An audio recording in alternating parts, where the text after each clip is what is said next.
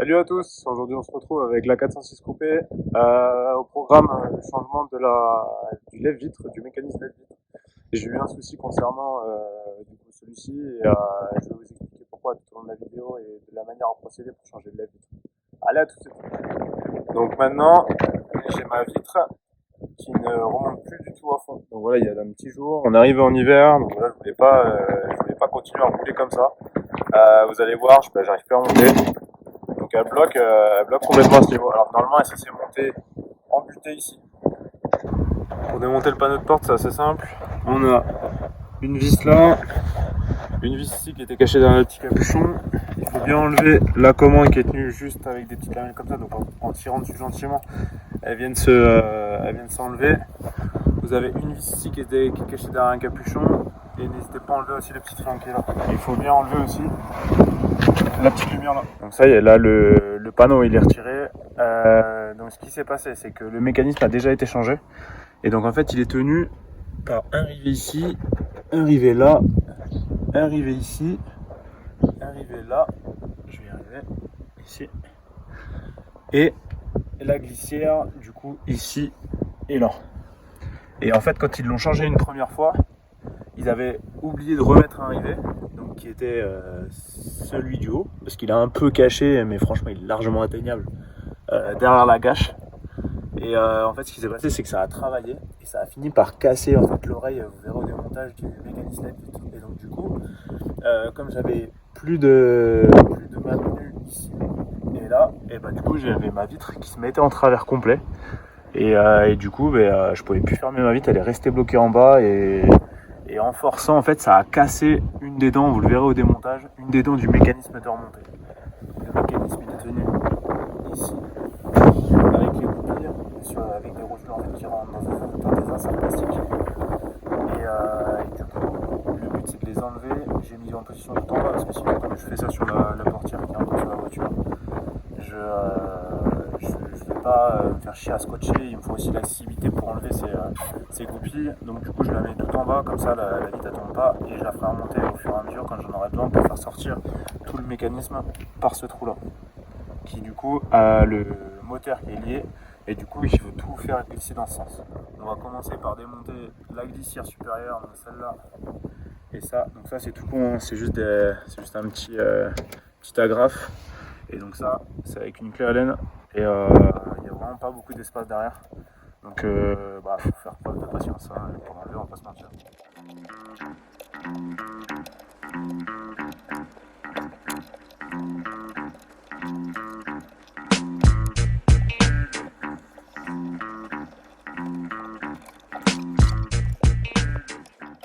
Donc là j'ai plus que mes petits rivets à percer.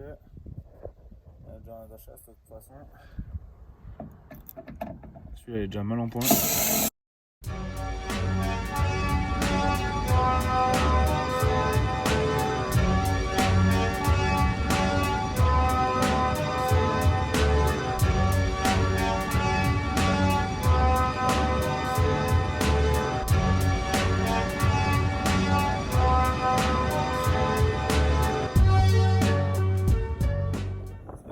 J'ai plus que mes petites agrafes à sortir. Donc moi j'y vais avec un tournevis. Je fais le levier et ça sort. C'est chiant quand même. Voilà, ça va sauter dans la porte, mais c'est bon, elle est là. Pareil pour celle-là, je prends un petit.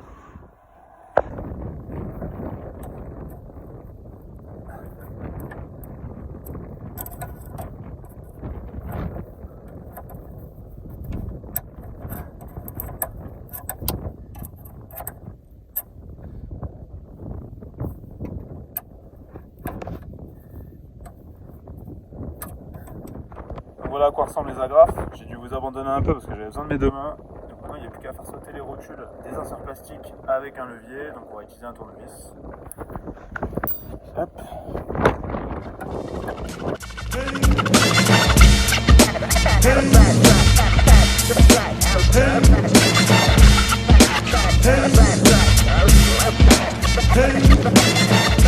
N'oublie pas évidemment de débrancher le connecteur du moteur, sinon ça va être chiant.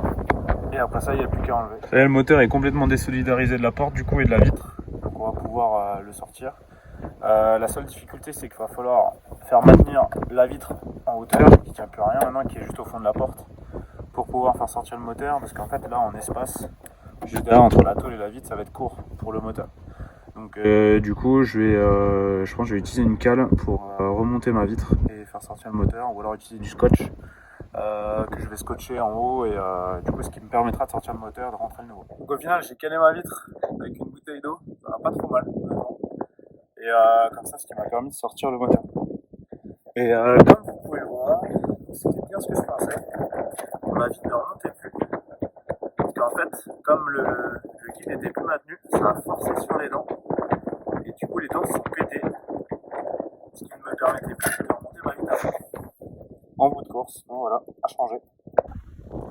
J'en ai trouvé un d'occasion. Là, ça c'est l'ancien. Là, c'est celui d'occasion. Donc on voit quand même que les dents s'usent quand même pas mal sur un bout de course, donc elles deviennent plus fines, ce qui par rapport aux autres, regardez. Ce qui en fait fait que ça finit par casser, surtout s'il y a une force de merde qui est exercée dessus, genre comme j'ai eu le mécanisme qui vient se dessertir, et donc du coup ce qui permet d'exercer une force plus grande, et donc du coup voilà, les dents ont fini par casser, ce qui est compréhensible.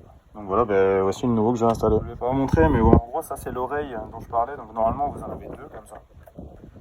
Et comme il n'y avait plus que celle-là qui tenait à la portière, et que celle-là n'était pas fixée à la portière, et du coup ce qui s'est passé c'est que ça a travaillé, au bout d'un moment ça a fini par casser.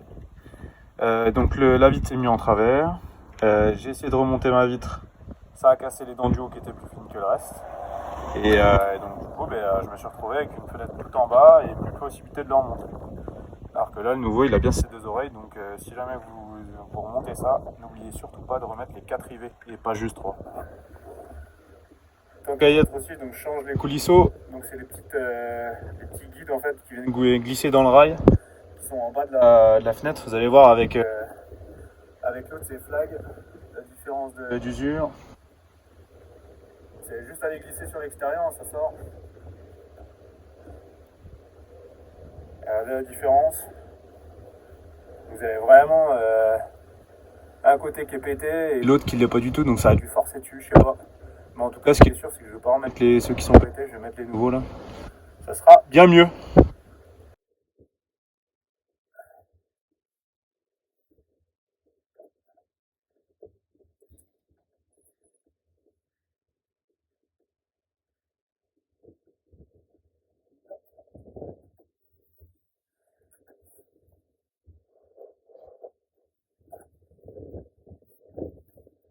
Ça redescendre ma vitre pour pouvoir avoir accès à l'autre, parce que là ça va être la merde. Donc ce que je vais faire, c'est qu'avant je vais glisser le moteur dedans.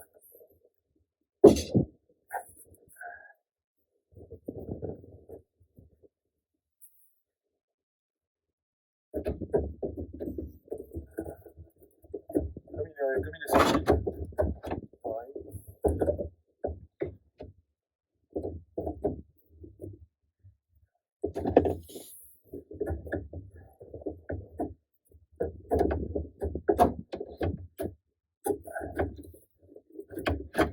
C'est un peu chiant et long, mais ça se fait. Voilà. C'est bon, cette dent. J'ai plus qu'à remettre les rivets. Donc là pareil, on remplace les coulisseaux par des en bon état, parce que là sur ceux-là, les deux côtés des clips sont cassés. J'ai déjà installé l'autre, maintenant que la fenêtre est en bas, j'installe le second. Donc j'ai remonté un peu vite pour remettre les agrafes, enfin du moins déjà faire rentrer les rotules dans les coulisseaux là. Et ensuite j'ai plus qu'à remettre les agrafes, mais franchement c'est une belle misère à faire, il n'y a pas trop d'espace, faut s'armer de patience. Bon au final ça va, si j'étais un peu médisant, ça se prête plutôt bien, on met un peu de graisse dessus, on pousse avec les doigts, donc moi j'ai remis la dos dans ce sens là, c'est plus facile à enlever. Pareil pour celui-là, alors que celui-là était dans l'autre sens à la base, mais ça change bien dans tous les cas, il n'y a pas de sens à reprendre. Donc voilà, on va repasser au remontage complet de l'intérieur de porte, le réglage aussi des coulisseaux ici de la fenêtre latérale, on va regarder comment ça prête et puis de remonter. On va passer maintenant au réglage de la vitre pour régler la butée haute et la butée basse. Donc il faut mettre le contact du coup jusqu'à presque démarrer. Vous allez voir, donc du coup vous êtes en mode séquentiel.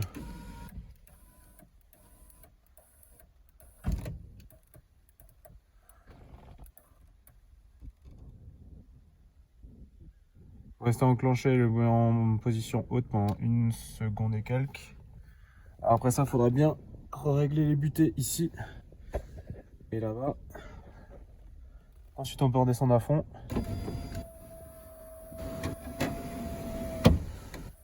Ok, butée basse.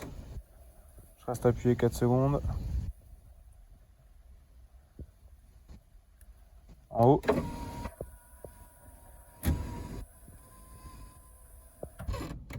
Donc là c'est bon.